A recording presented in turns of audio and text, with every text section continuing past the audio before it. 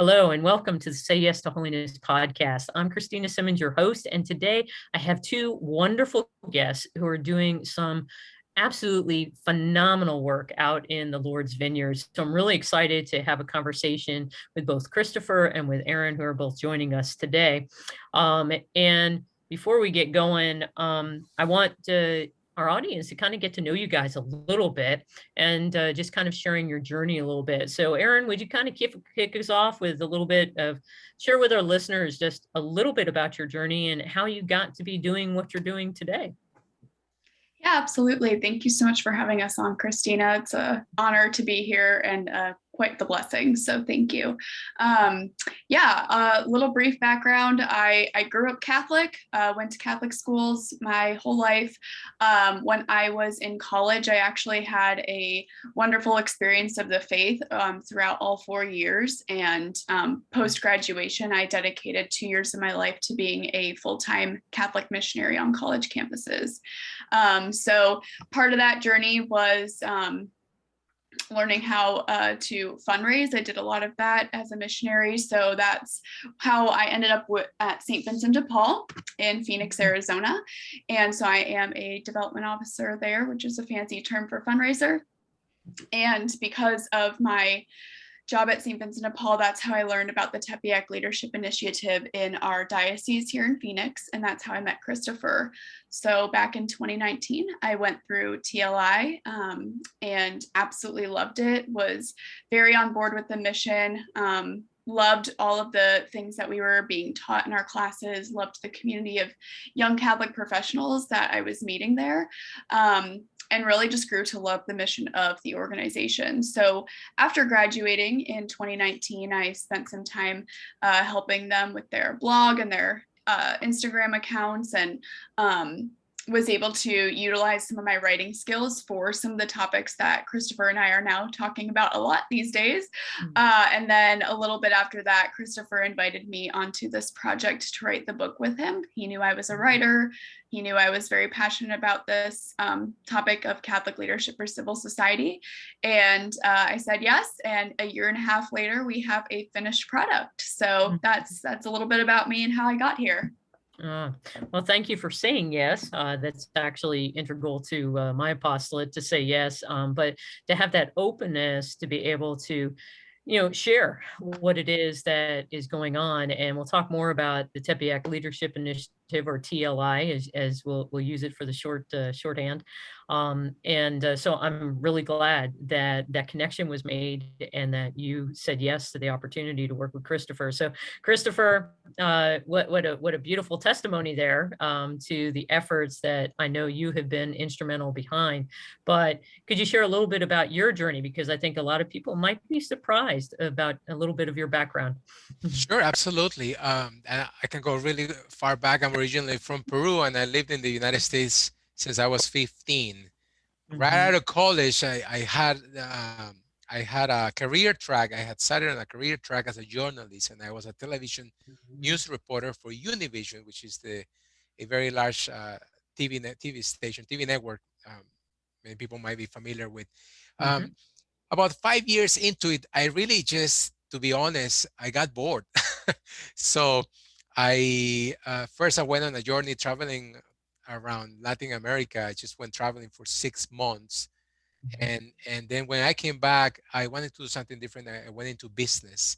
So at one point I owned a real estate brokerage firm, and I owned a farmers insurance agency as well.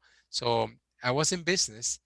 And at one point, Bishop Olmsted, the Bishop of the Diocese of Phoenix, invited me to lead the Hispanic Mission Office. And when I received that invitation, I told my wife, I remember that night, that I had just been given offered the job I never knew I always wanted. And so I took that job. And that was sort of my entrance into the church world. And it was as a employee of the Diocese of Phoenix that we created Tepeyac Leadership Initiative, TLI, our leadership development program for Catholic professionals. It grew there sort of in an incubator phase. And then it became independent with Bishop Olmsted's blessing. We took it to the rest of the United States. And as fate has it, it went really to the world, and so the program is now a global program. And then the book really became an organic development of the program. It sort of grew out of the program. At one point, it was clear that we needed something of substance that we could give hand on to the graduates of the program to take with them. Mm-hmm. And that's how the project of the book started. And Erin really was God sent because she was the perfect partner for this project. Yeah. Awesome. Again, it's amazing how the Holy Spirit brings people together with the particular gifts and talents that are needed for the projects that are on hand. We were talking beforehand, before we started the podcast, about the fact of discernment and being able to discern rightly where it is that we're supposed to be. And what you spoke about, of what you shared with your wife, Cristofer, about, I just got offered the job that I never knew that I really wanted, and I can so resonate with that, because that was what happened to me when, back in 2007, when I was asked by at the time, he was our new pastor, and this is in our former parish, and where he said, would you be willing to come and help me for a year doing RCIA and adult education and spirituality? And up to that point, I had never thought about working particularly with adults.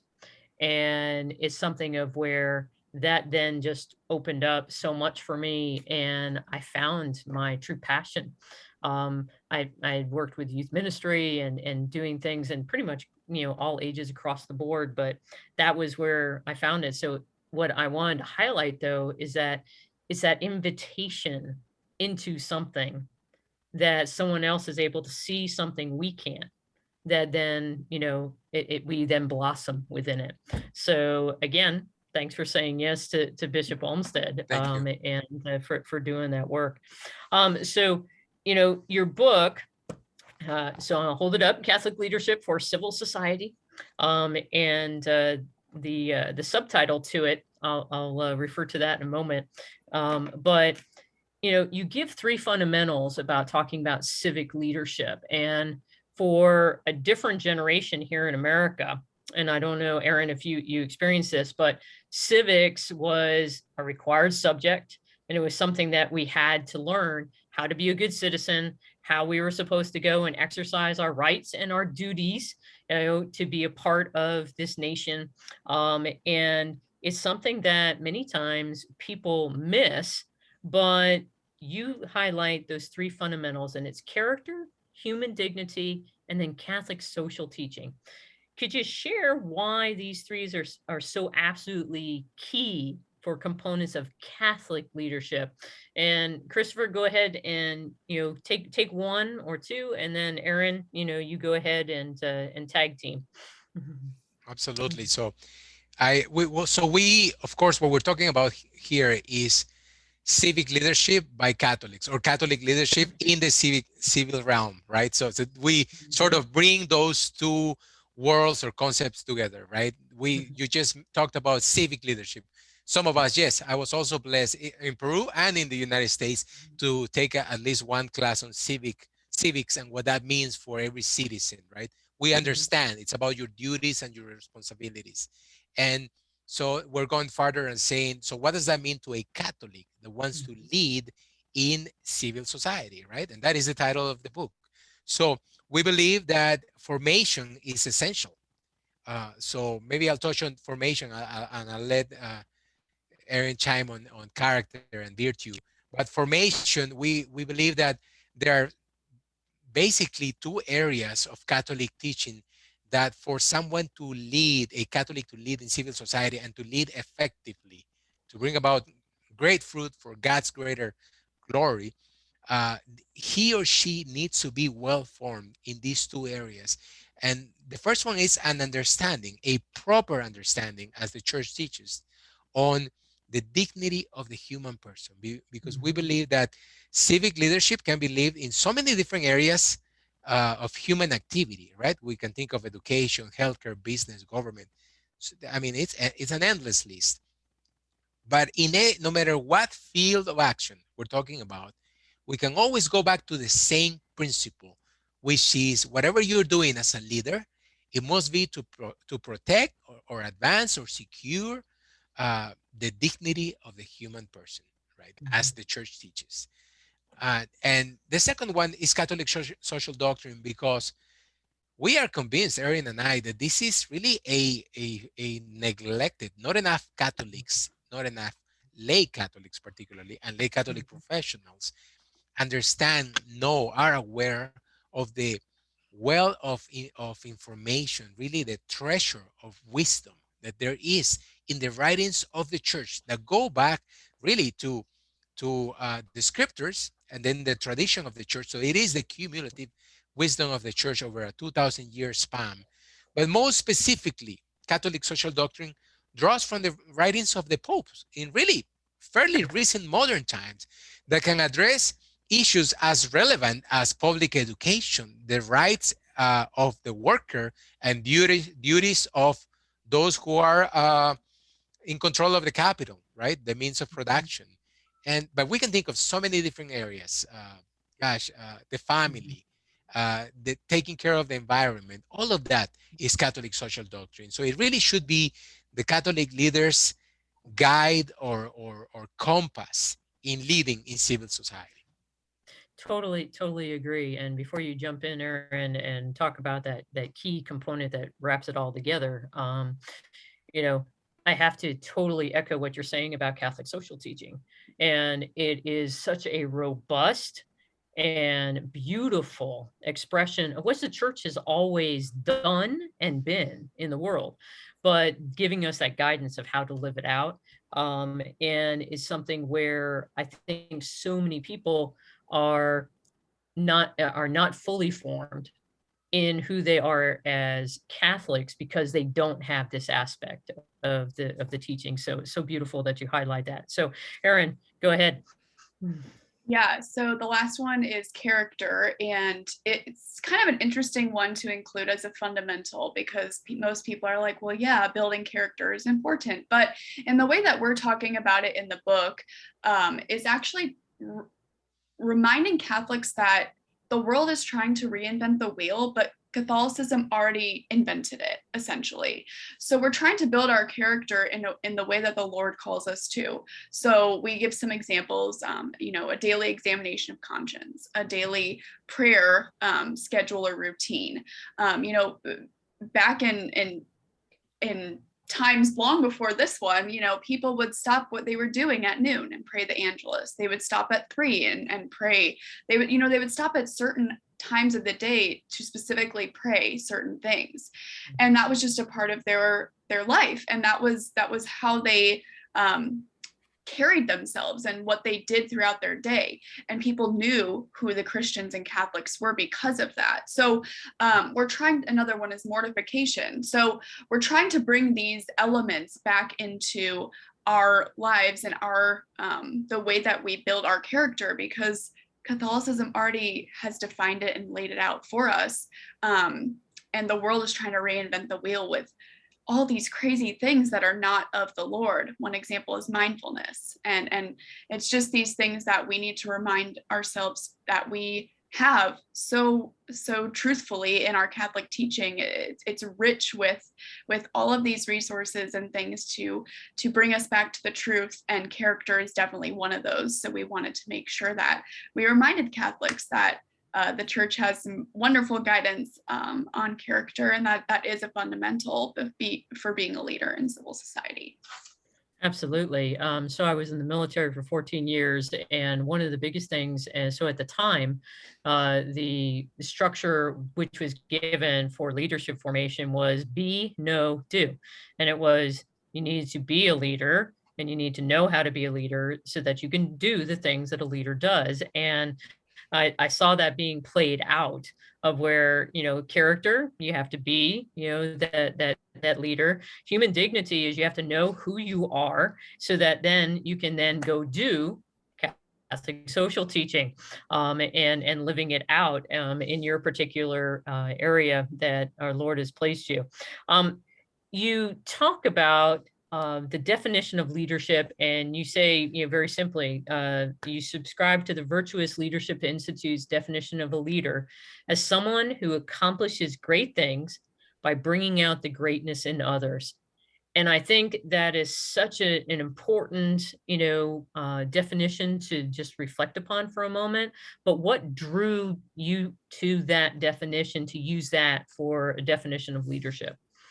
Absolutely. Thank you, Christina. So we realized early on that there's really no consensus as you go into the leadership space and do the research and work in this field that I am blessed to work on. You realize there is no consensus on what leadership means or what a leader is. It really is this thing that most people instinctively identify. They can identify a leader when they see one. However, defining it is not something that we can all agree on.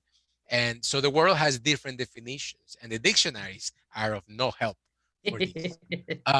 Right? So in the book, we explain that in the corporate world, when people talk about leadership, they're really talking about management, people Right. who are efficient or effective at moving resources or human capital. In the church world, when people talk about leadership, typically they're talking about the hierarchy of the church. They're talking about the Pope and the bishops and that order. Uh, but so we had to work with something, and our friends at the Virtuous Leadership Institute, through the work of Alexander Havard, really had done our homework for us, because they have a beautiful definition for a leader, and it's very Christian. It's Yes. very biblical. So, right, someone who accomplishes great things by bringing out the greatness in others. So it's not about one. It's not really about this selfish motivation to shine, but it's really about helping others bring God's light into the world, right? Being these mirrors that reflect God's light into the world. That's really what a leader is, someone who reflects Christ's light into the world. So, in the world, in the history of the world, there have been people who have accomplished big things, right? And I think the first examples we always think of people who have done big things but who were not leaders or good to the world. Perhaps Yeah. the epitome of that is Adolf Hitler. Maybe Stalin follows, right? So we can think of these figures uh, in the history of humankind who have done big things, by all means big, but not great things, not good things, right? So a leader is someone that accomplishes great things by bringing about the greatness in others, by doing good things for society, for the common good, protecting the dignity of the human person, right? So that's what we were going for with that. Mm. You could actually retool that and say that Jesus was the greatest of all leaders because he brings out the greatness in each of us. Mhm. Absolutely. So, beautiful. Erin, I wanted to ask you because you're a mom, and so you got a job, you're out in the world, and I had referenced before, coming back to the subtitle that you guys have, which is a practical guide on authentic lay leadership. Why did you want to make sure that you highlighted this differentiation between here's a bunch of theory and here's a practical guide? Yeah, well, Christopher and I always say this, we're all about practicals. So it definitely was born out of just that need that we see in our world for simple, clear direction, because it is an interesting time we're living in. We're being pulled in a million different directions, and I'm speaking from experience. It's hard to stay focused on things for any given time. People don't have often time for, or at least the demographic that our book is for, these people don't often have time to sit down and read a novel and try to think through these abstract things, and it's not realistic. So we wanted to just cut to the chase, get right to it. It's a very easily digestible book. It's short for a reason, but it's packed with stuff that's easily digestible. So we just saw this need for practicality, simple steps,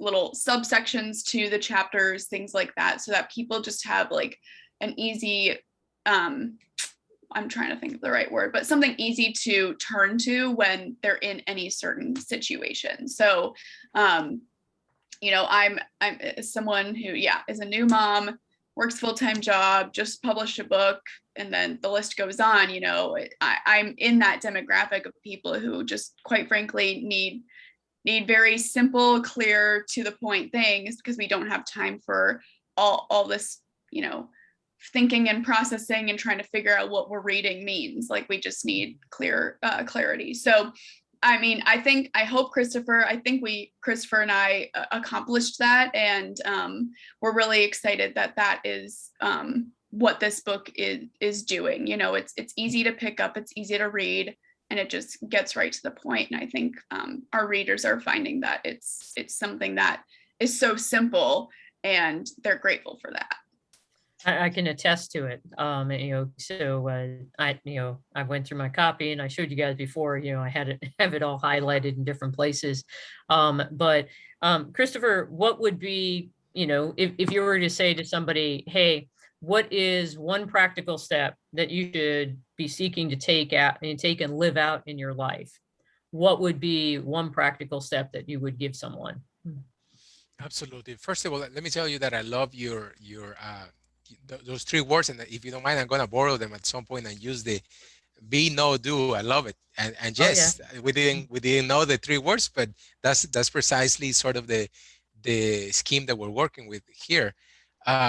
So there are so many different areas that the book tries to present the reader with sort of a listing of considerations, right? So the book covers a lot of ground, but in simple language, and we say that we only covered the highlights, so that the reader really goes deeper and does his or her homework and goes a little more profoundly in each of these areas, right? So the book is something to get someone started on a journey, right? So if I have to choose one, I would say that is the importance of having a consistent, and I don't remember specifically how or where in the book we put it, but it's there, that we have a consistent prayer and sacramental life, so that we can have a true relationship with Christ. Because without that, we're useless. Mm-hmm. We could know the teachings. We could have signed up for so many different things that are available for us to sign up and get involved with as leaders, particularly outside of the church, which is our focus in civil society, right? We could be on so many boards. We could be part of so many things. But if we're not praying daily, if we don't have a consistent prayer life, and I'm reminding myself when I say it, Mm-hmm. a consistent prayer life, we don't have a plan for spiritual life. That is, we have actually taken the time to, and I invite people to actually do the exercise of putting out a pen and paper, or write it in their laptops, so that they can draft a plan of spiritual life that they can try to follow. And we'll always have to adjust a little bit, because life happens, and our plan for spiritual life needs to fit our hand, like Saint Jose Maria Escrivá would say, like a glove fits the hand. It has to fit like that. It needs to fit our lives that way. So a consistent plan of spiritual life, of prayer life, sacramental life. At what points or times in the day am I going to pray? And what is that prayer going to be, right? We can't just pray when we feel moved by it. We should pray every time we feel moved by prayer. But that can't be, our prayer life cannot be limited to that, right? Our sacramental life, we have this beautiful treasure in the sacraments that Christ has left us. And so many Catholics go to confession only once a year, which is the minimum that the church asks of us. Do we want to have a faith of minimums? Right? So when we really take the time to make a plan for spiritual life, we will be in the position, the ideal position, to then go farther and follow the other steps to become Catholic leaders in civil society. But if we don't do that, like I said earlier, we're useless, or we're simply not as effective as we could be. It'd be like working with one hand tied behind our backs. Yeah. Absolutely. I can't agree more. And if I might take that, ask you, permission to take that as a clip for why, I do what I do, and where I've told people a plan of life is going to be the thing that's going to totally transform your life, literally, for, moving forward. And that's being, creating that recipe. And the spiritual life is an integral part of it.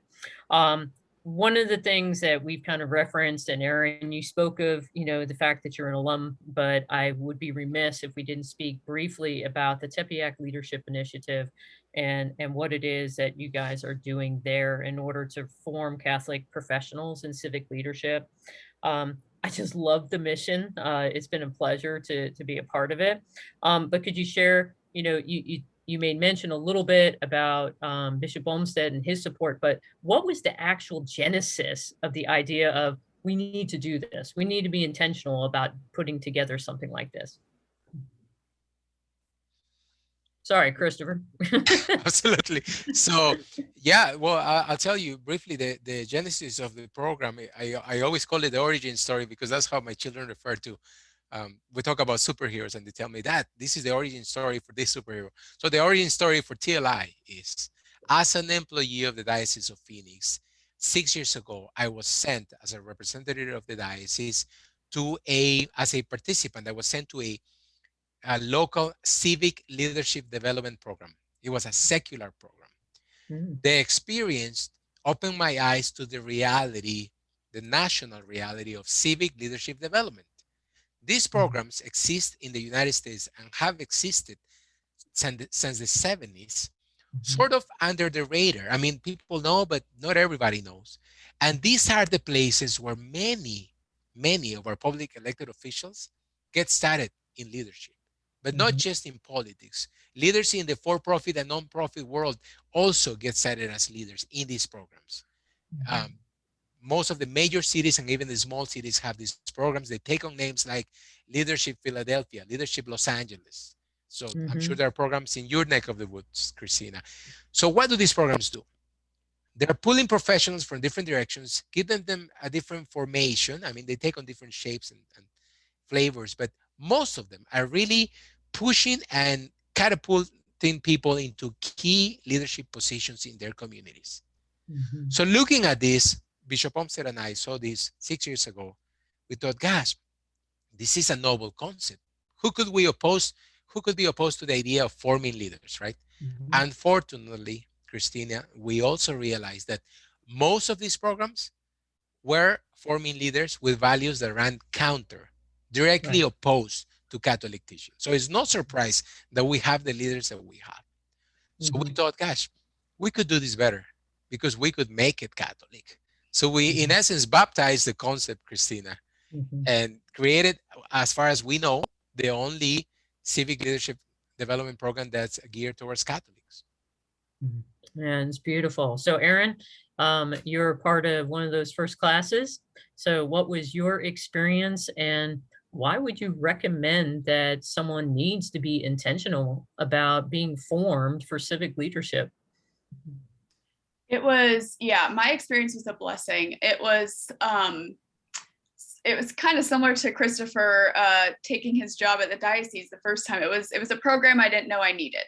I had a lot of formation actually in my Catholic education, and then in my college experience at the Newman Center at ASU, but and then as a missionary. But still, like, we're on a lifelong journey of learning, so you're never going to know everything. And while I was grateful for my formation and for, my beliefs and understanding a lot of the truth of the Catholic Church's teachings, I didn't quite know how to bridge that gap between what I knew and how to implement it in non-faith-based community spaces. St. Vincent de Paul is a Catholic organization, but we serve anyone, and anyone can work for us. So it's founded on Catholicism and Catholic values, but it's still semi-secular. So I just trying to figure out how to live my own faith in my workplace and then in the outside world as well. and it actually came at great timing because I had just moved back to Arizona after being gone for a couple of years on my mission. So it was a great opportunity to meet Catholic professionals who were striving for the same things that I was striving for. It's a 5-month program, and initially I was like, oh my gosh, it's a really long time, but it's not. It's the perfect amount because each class is broken down into a specific topic, and you really need that time to digest each topic. They're very important, they're very powerful, and it's really important that we take our time to develop our own viewpoints through the Catholic lens on these topics. So the fact that it's 5 months is great. And then just the topics in general and really like the nitty gritty of it, I thought I knew a lot, and I learned going through this program that I didn't. So even someone who's been fairly well formed can still learn a ton. And it's not one or the other, it needs to be both. And someone who's well formed, that's great, but then how can they take that into whatever it is that they're doing? Or on the other hand, maybe someone's not well formed and they want to do things with their faith in the secular world, but they don't know how. So anyone can who has any desire or any kind of formation can be a part of TLI. And that's what I love about it. So it really opened my eyes to stepping outside of the faith community and outside of the church and taking that faith into those spaces. So God has really clearly guided my path since then. Obviously it's led to writing this book and several other things, but it's definitely good for any Catholic professional with any level of formation and any sort of desire to live their faith. It's a great program, and I can't recommend it enough. Wonderful. Well, I'd be remiss again if, so how can people find out more, Cristofer? Where can they go to learn more about TLI, and potentially maybe be able to enroll and get involved? Yes, thank you, Christina. So the website for the program, very simple, tliprogram.org. And the website for the book, it's catholicleadership.net. Okay. In the website for the program, there's actually a link to the website to the book, but it's also very Googleable. 6 years into it, Tepeyac Leadership is very Googleable, so people can find out a lot about the program. No, absolutely. It's something of where I'm so glad that we connected, so that I've had the opportunity to be a part and supporting, this beautiful apostolate. That being said, what are your hopes for the book and also for the TLI organization moving forward? Yes, thank you, Christina. So the book is, like I said, is really an extension of the program. So we hope to get the book to as many readers as possible, because even if they never experienced TLI, the message in the book, we believe, is valuable and independent from the program enough that people can gain a lot and maybe reconsider the best way in which they can serve the church as Catholic leaders in civil society. And this is why we are currently translating the book into Spanish. Awesome. And very soon coming out with an audiobook version of the book. So for the program, the Lord has already blessed us by really crossing the borders and making the program a global leadership development program, because we have now participants from all over the world. So we hope that God will allow us to continue to expand that work outside the United States, so more Catholic professionals in Europe, Asia, Africa, Latin America can participate of our formation experience. Awesome. So Erin, how do you think this work has helped you on your journey towards becoming a saint? Towards becoming a saint? Oh, wow. That's a loaded question. I love it. Well, being a part of TLI and writing this book, it challenged me in a lot of ways. I think it's very easy for me to get in my own head and be, happy and proud about the things that I've accomplished. But this project and TLI really just reminded me and really kind of gave me a gut check on God uses all of us as instruments, and it's really humbled me.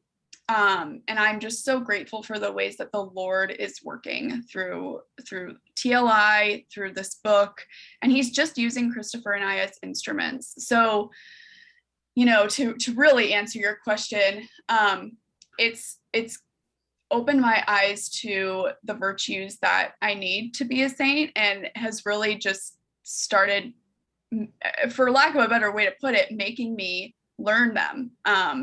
And it's just been a very grace-filled experience, and it's opened my eyes to God's greatness even more than I knew he was great in my life. He will never be outdone in generosity, and that really is something I'm taking forward with me, that every single thing I do needs to glorify him, and everything goes back to him. And I know the saints all did that very well, so I'm striving for that. Beautiful. Well, thank you. Cristofer, a little bit different for you. If you could go back in time and share one piece of advice with your 18-year-old self, what would it be? Oh gosh. Those are good ones, Christina, very good ones. You know what? Christopher's 18-year-old, my 18-year-old self was not living a life of faith, was not close to the Lord. So if I actually came back into the faith through my diocesan marriage preparation program, through falling in love with my wife and wanting to marry her. So God has always brought me to him, because it allowed me to reflect back into other instances in my life. And God has always used beauty to bring me to him. So marriage, my wife, but my 18-year-old self was not, did not even include God as a consideration in his life. So I would try to help myself see that the only reason we exist, the purpose of our lives, is to have a relationship with God. That is, he's our maker, he's our creator. We were made by love, because of love, to love. And that's the only way in which we can really find fulfillment in our lives, right? Because when I was 18 years old, I was looking for fulfillment in many things that did not deliver it. But had I known how important God was, had I had a close relationship with Christ, I think my life would have been better off. Yeah.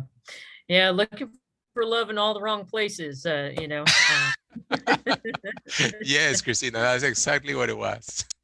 And how often we all do that, even to this day. But it has been such a pleasure to spend time with both of you. I can't encourage people enough. I know that they can get the book through Amazon, Catholic Leadership for Civil Society.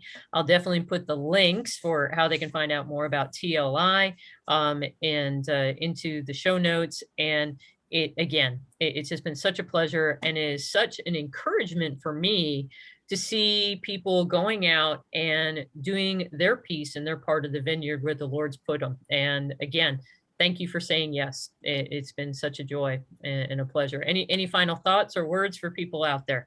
From me, just thank you, Christina, for your incredible support and active participation. You're part of the TLI family, and we're so grateful for that. Oh, and it is a privilege to be so.